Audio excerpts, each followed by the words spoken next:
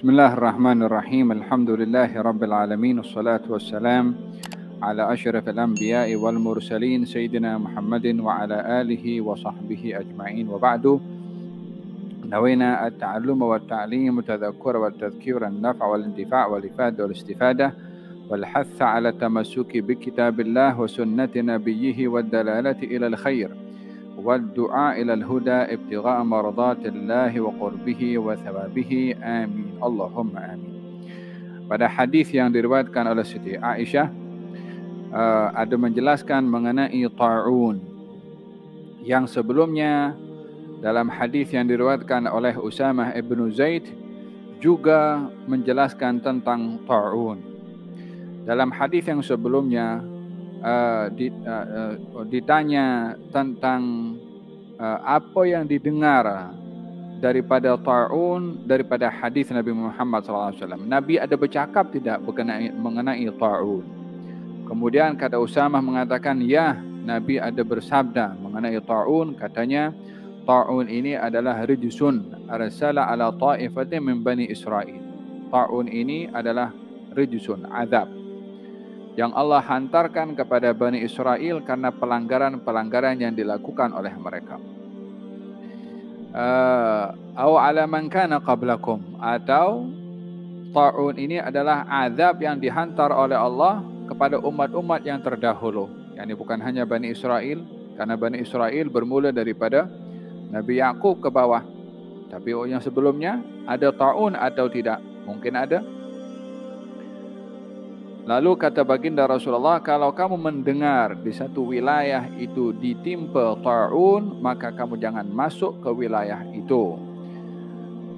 Dan kalau ta'un menimpa di suatu wilayah dan kamu ada di situ, maka kamu jangan keluar daripada wilayah tersebut. Berbicara tentang ta'un, apa definisi ta'un? Adakah corona juga ta'un atau bukan? Melalui definisi dapat dibezakan adakah COVID-19 ini ta'un atau bukan ta'un. Definisi yang diberikan oleh ulama tentang ta'un adalah penyakit yang mematikan. Ta'un adalah azab dari Allah. Ta'un adalah penyakit yang dilihat kesannya pada tubuh badan. Yani ada macam ketulan-ketulan pada tubuh badan yang memenuhi seluruh badan. Ta'un itu merebak atau menular ke tempat yang lain. Kriteria ini diartikan pada ta'un oleh ulama-ulama terdahulu. Dengan demikian, kriteria ini ada kepada COVID-19 atau tidak untuk mengatakan COVID ini ta'un atau bukan ta'un. Maka bila dilihat pada sifat-sifat yang ada pada COVID-19, menularnya ada, cuma tidak ada kesan pada tubuh badan berupa ketulan. Dan tidak ada kesepakatan ulama kalau COVID itu mematikan. Sementara ta'un itu mematikan, membinasakan. Oleh sebab itu, ulama berbeza pendapat adakah COVID ini ta'un atau bukan ta'un. Ya, sebahagian ulama mengatakan ya, COVID ini adalah bahagian daripada ta'un karena memiliki sifat merebak tanpa mengambil kira kriteria yang membunuh atau mematikan atau nampaknya ketulan pada tubuh badan. Mengambil secara umum, kalau ianya adalah bahagian daripada penyakit yang merebak, maka ia dikatakan ta'un. Ulama juga menjelaskan bahwa ada perbezaan antara ta'un dengan wabak. Ta'un dengan wabak. Kalau wabak, penyakit yang boleh melular kemana-mana tapi tidak mematikan. Kalau ta'un, dia mematikan. Walaupun menyebar juga, tetapi perbezaannya adalah mematikan. Itu perbezaan antara ta'un dengan wabak. Perbezaan ta'un dengan wabak itu menentukan kepada perbezaan hukum kepada orang yang ditimpa ta'un dan orang yang ditimpa wabak. Ya, membezakan definisi pada ta'un dan juga wabak akan menentukan hukum orang yang terkena ta'un dan terkena wabak. Di dalam hadis Nabi Muhammad SAW seperti hadis yang dibacakan sebentar tadi, katanya Siti Aisyah bertanya kepada Rasulullah tentang ta'un, maka Nabi mengatakan annahu adzabun yab'atsuhu Allahu ala man yasha. Ta'un itu azab yang dihantar oleh Allah kepada sesiapa yang dikehendaki. Apa tujuannya Allah menghantarkan azab kepada sesiapa yang dikehendaki? Ada beberapa sebab kenapa Allah menghantarkan azab. Di sini juga dijelaskan, katanya wa innallaha ja'alahu rahmatan lil mu'minin.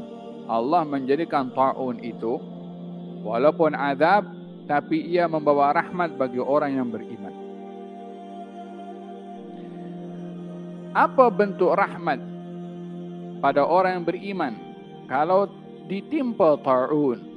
Katanya, laisa min ahadin yaqa at-ta'un, tidak ada seseorang yang terkena penyakit ta'un fayamkuth fi baladihi, dan dia menetap di wilayahnya tak keluar, sabiran, sabar berhadapan dengan penyakit tersebut yang menimpa kepadanya, muhtasiban, mengharapkan ganjaran dari Allah atas kesabaran ditimpa ta'un, ya'lam annahu la yusibuhu illa ma kataballahu lah, yakin bahwasanya penyakit ta'un ini tidak menimpa kepada seseorang melainkan sudah dicatat oleh Allah untuk menimpa kepada orang tersebut. Artinya, walaupun penyakit ta'un itu menularnya itu bukan kalau duduk dengan orang yang terkena ta'un mesti kena ta'un, belum tentu.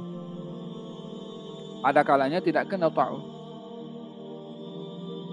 Kita pun juga kan, ini kita punya kes corona baru-baru ini kan, duduk bersebelahan entah berapa orang, balik rumah 3 kena COVID.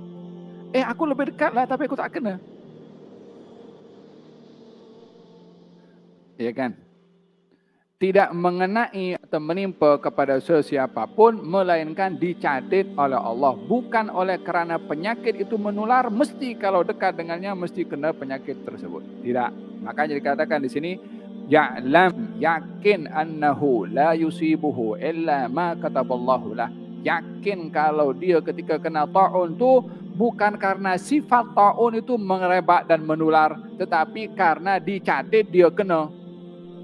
Kalaupun penyakit ta'un itu menular tapi dicatat tak kena, ya tak kena. Di sini kita berkeyakinan bahwasanya tidak ada sesuatu yang terjadi kecuali dengan kehendak dan izinnya Allah.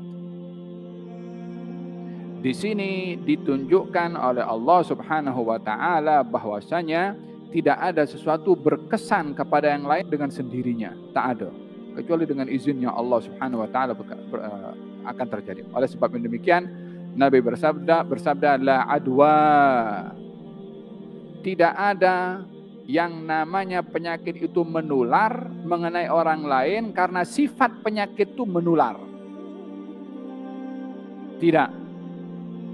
Yakni sifat penyakit itu menular kena kepada seorang bukan karena dirinya penyakit itu aku nak kenakan engkau. Bukan begitu. Tapi tak kena kepada sesiapa kecuali yang dikehendaki dan dicatat atau ditentukan oleh Allah Subhanahu wa taala, sehingga orang itu lebih berkeyakinan kepada apa yang dicatat oleh Allah berbandingkan takut kepada penyakit yang disifati dengan sifat menular. Paham dong? Ada rahmat yang diberikan oleh Allah kepada orang yang terkena penyakit ta'un. Satu, dia tak keluar daripada negerinya. Yang dua, sabar. Yang ketiga, dia mengharapkan ganjaran dari Allah. Yang keempat, yakin kalau apa yang menimpa kepadanya itu adalah ditentukan oleh Allah Subhanahu wa taala. Maka baginya mithlu ajri syahid, baginya dapat pahala syahid. Yani kalau meninggal dunia karena ta'un tadi dengan sifat kriteria yang saya sebutkan tadi, maka dia adalah orang yang ditempatkan dengan para syuhada. Ya selama dia tak perang, dia pun tak angkat pedang, meninggal di atas katilnya, tapi dihubungkan dengan para syuhada. Apa sebabnya? Terkena penyakit ta'un. Maka dengan memahami definisi ta'un dan wabak yang berbeza, maka setiap ta'un itu wabak dan setiap wabak belum tentu ta'un. Setiap ta'un itu wabak karena merebak. Dan setiap wabak belum tentu ta'un karena tidak mematikan pada wabak. Jadi yang mati karena ta'un confirm syahid, yang mati karena wabak belum tentu syahid.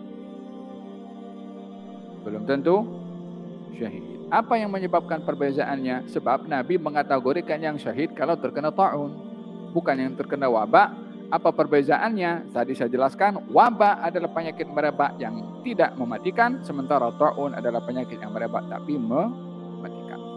Itu definisi yang diberikan oleh para ulama. Oleh sebab itu, ramailah perbezaan penjelasan berkenaan dengan orang yang mati disebabkan oleh karena COVID-19.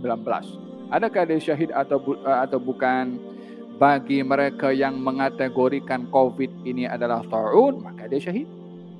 Bagi yang mengatakan kalau COVID ini bukan ta'un, maka dia bukan syahid.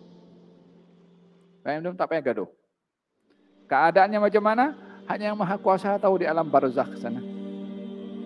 Yang penting kita doa, baik dia adalah syahid atau bukan syahid, tetap kita pun doakan untuk orang yang meninggal dunia secara umumnya, lebih-lebih lagi secara khususnya kalau ada hubung kerabat dengan kita.